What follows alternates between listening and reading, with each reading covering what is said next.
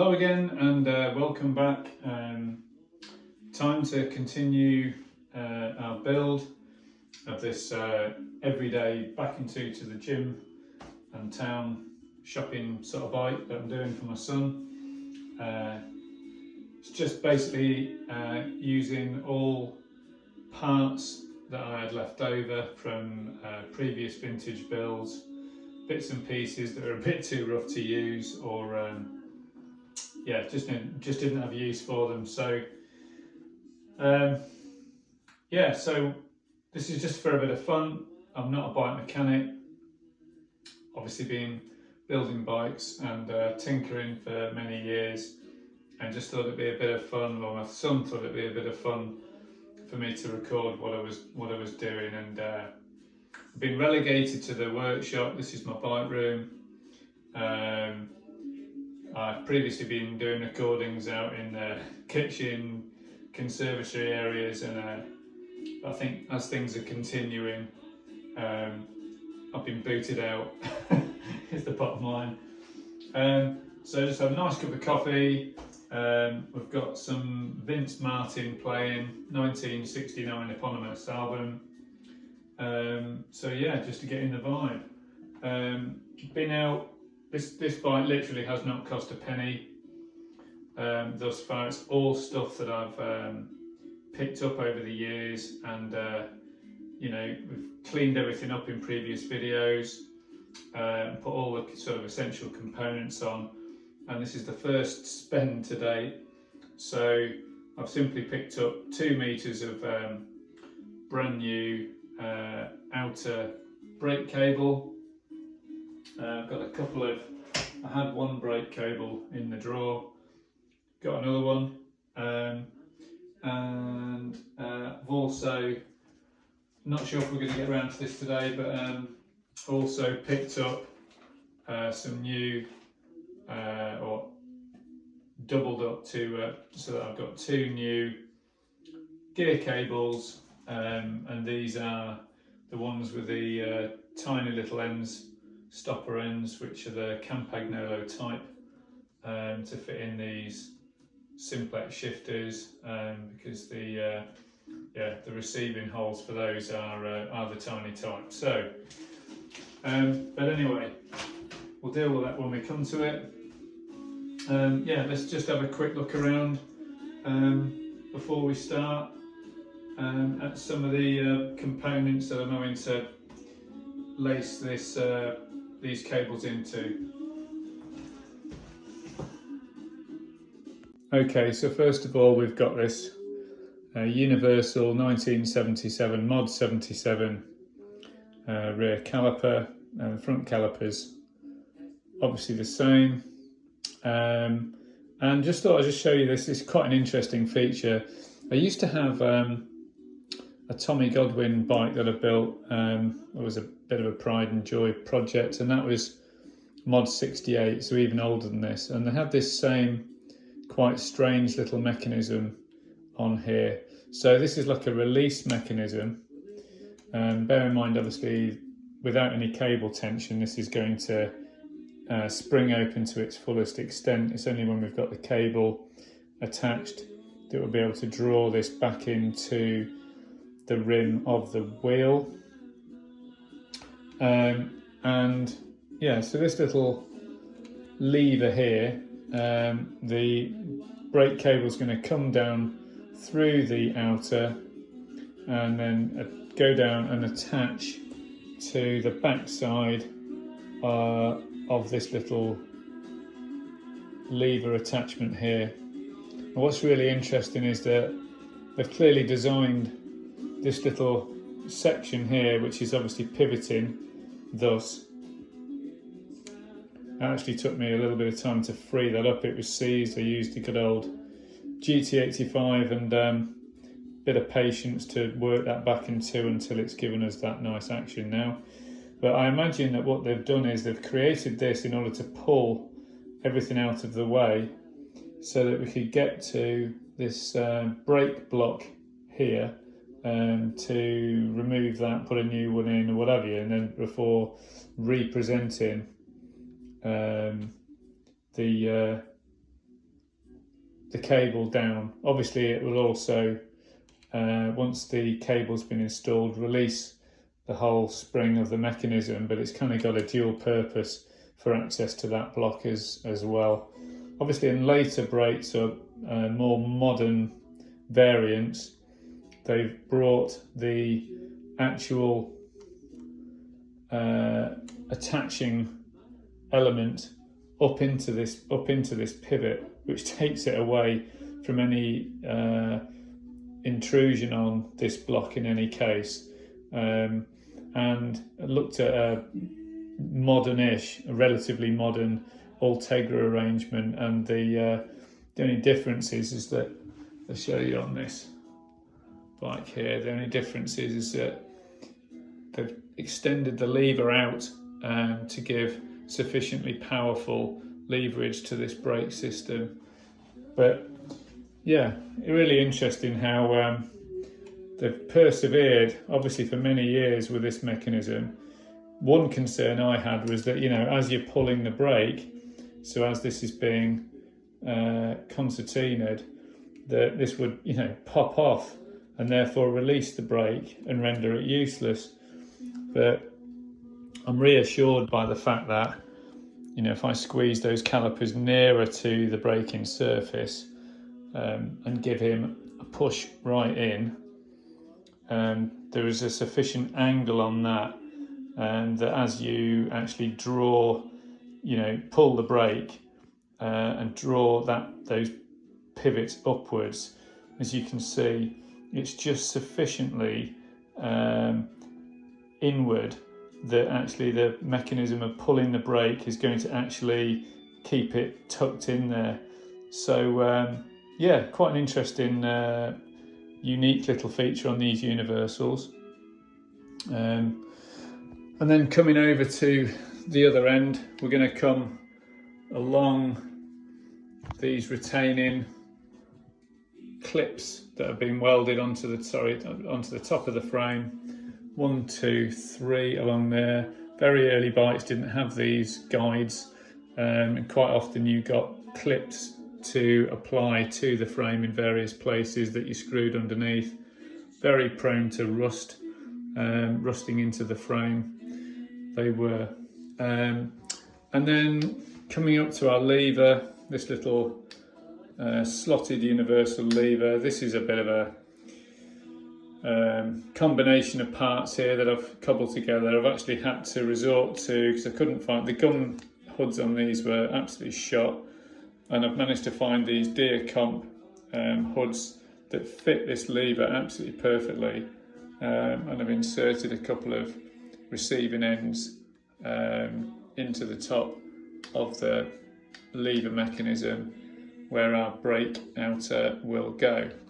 Looking inside the lever itself, you can see that just in there is a little barrel that will roll around. That's actually upside down. If I spin that 180 degrees, you can see that obviously there's a thick opening and a thin exit. So the thick opening obviously to receive, the thicker, or the end of the brake cable itself, and obviously the thin exit that the cable will go up into. So without further ado, let's get cracking and put this cable mechanism in. Okay, so first thing we need to be doing then is measuring off our outer. So let's unravel this anaconda for the purpose.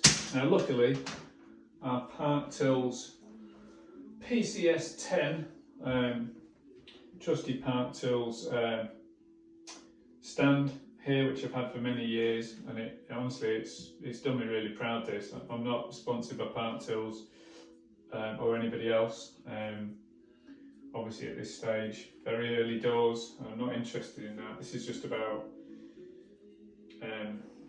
sharing what I do really for a bit of fun. But this Park Tools piece of kit stand has been invaluable, and I've even used this at cyclocross races because it's got a really great base, and I've put an old set of handlebars in there with rubber on so that we can run in, put the muddy cyclocross bike cradled in the upturned handlebars, and then jet wash that within an inch of its life to get all of the mud off, while my son or daughter completes the lap and receives the brand new freshly washed bike back. So I've used it for all sorts, and it just keeps going and going. But anyway, the beauty of this one is that it's actually got a recess in the clamp which will allow me to feed this through whilst clamped in this position. Yeah, so what we need to be doing is popping that through.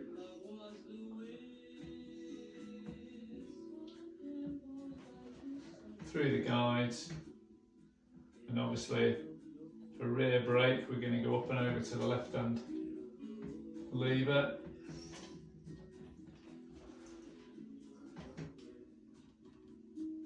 Have a little look at where we've got that.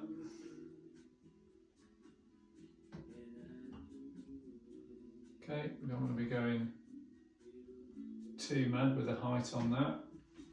And then we can always adjust this. If I cut with slightly too much material in it, then if I want to take a bit out, I can. Obviously it's going to be somewhat more difficult the other way around.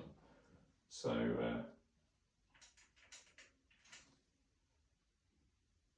I've got to remember that obviously when the brake caliper is actually in the on position, the top here where the brake outer goes into will be lower. So if I cut that too low at this point, at that point, when I come to apply the brake, this is going to create an extra bit of pressure, stress on that area there. So we just need to make sure that we've got sufficient in that to take that movement, time after time after time, every time the brake is depressed, that we just need to be able to have nice fluid movement without anything jamming up and applying the brake on its own. So I've got here a nice little Power Tools cutter, trusty one. So looking at where that's going to sit inside the adjuster nut, we'll just take that off there, and this is a great cutter. It's got a special end on it, which is really sharp and basically tries to cut it almost from its full diameter in that sort of teardrop shape, and it's really sharp. And this tool's great because it's also got that little section there is for putting on the cable ends, squashing the cable ends on, which we'll do at the end. So dual purpose. Now then, having sliced that off, what we'll find here is that because we have a coil of steel inside that outer cable, which is what it gives it its flexibility, the action of cutting that has just fetched the end of the metal, I don't know if you can just see that glinting, right into the centre where we would want the cable to be going through. So what I always do is take a quick look at that and then just carefully get hold of where it's sticking up and just clip that back, so that we can now see the inner plastic sleeve for that cable outer, so the cable's going to run nicely through that.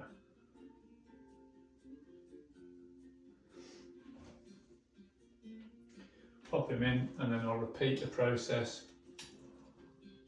In fact, that doesn't need repeating. That's cut nice and clean in the shop.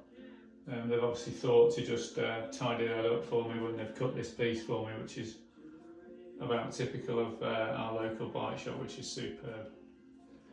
Use them or lose them. So that's the outer cut for the rear at any point. So yeah, let's just crack on with the rear in isolation at the moment before doing the front. So let's unravel our cable. So what I can do in here, I've mentioned that I've shown you this little barrel in here. It's obviously got a top and bottom. He does like to roll around, he's gone again.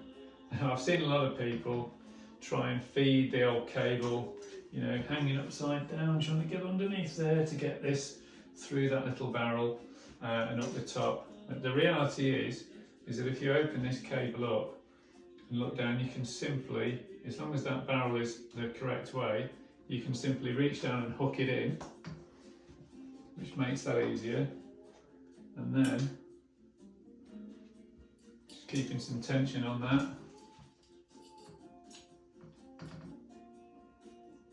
So you need 3 hands.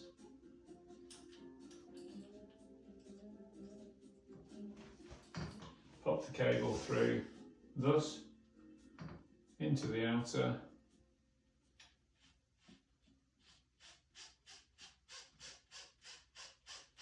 And off we go.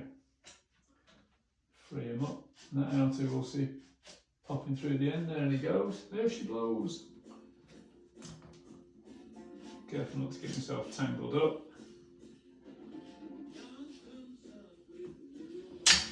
Okay. And then there we have. That's in that end. Oh, I've just got a handy bicycle pump there, it's just in the right place. Right.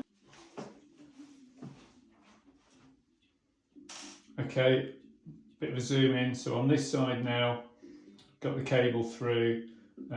What I've done is I've threaded on a cable stop. I've got a nice little steel one here. This is quite a modern one that's got like an inbuilt sleeve into it, which affords the cable even more protection, so why not? I'm not going to be sniffy about using you know, vintage parts for this. So yeah, so let's thread that through our adjuster. And then in that little barrel there, through the bolt is a little hole in the centre. So through that little hole there. Okay, and then pull that tight. Let's just make sure that he's still in the barrel at the other end, and that's just keeps that nice and tidy. Look at that. Pleased with that. So what we now need to do then is to nip this up and with the cable being in the right position. Now what I like to do is I get my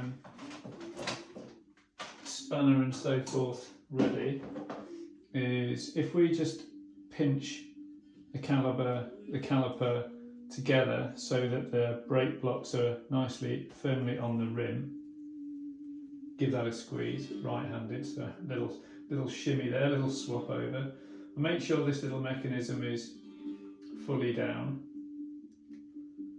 So I just like to, I just nip that up just enough so that if I now let go of that caliper, it's just got it. A bit more. Then you're going to say, well, there's a bit of slack being introduced there because obviously I've not got anything on the other end at the moment, which I'm going to do quickly now. Just put a little bit of small nose pliers on the other 2 flat sides of that, the other end of this little nut and bolt mechanism, so the flat ends there. So I've just nipped that up. But obviously, as I've done that, and it did obviously pull down on the cable and introduce a little bit of slack, but then I've let go of the caliper, and obviously what that's then done is it's introduced just the right amount of gap in between the rubber on the block and the rim, so that we've now got a situation where there's a nice little gap that's formed which will allow, let's just centre this a bit more, which will allow our wheel to run freely. Okay, so I'm just going to, now that I'm happy with where that is, introduce an adjustable spanner on this side because I haven't got 2 9s, 9mm that is. I'm going to give that an extra nip to make sure that's not going to slip.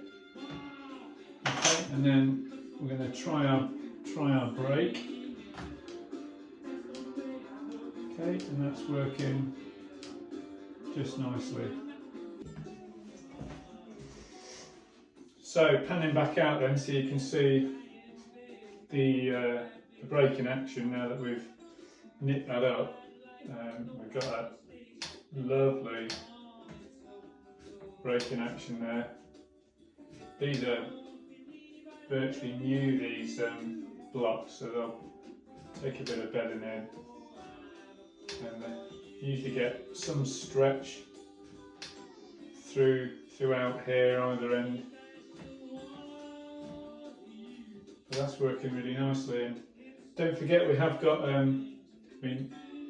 if we get too much stretch and there's too much of a gap, we've obviously got 2 choices. We can either, undo this, repeat, get that a bit tighter, or, this is an adjusting up for a reason.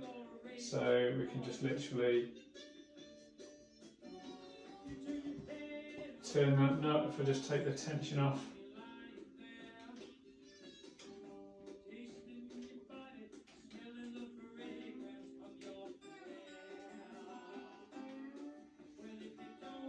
And that just pulls the brake blocks closer to the rim without touching.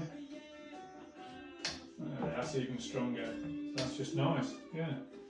So, all we need to do now, sorry about the dinking on the frame, but you can see where that's done that over the years.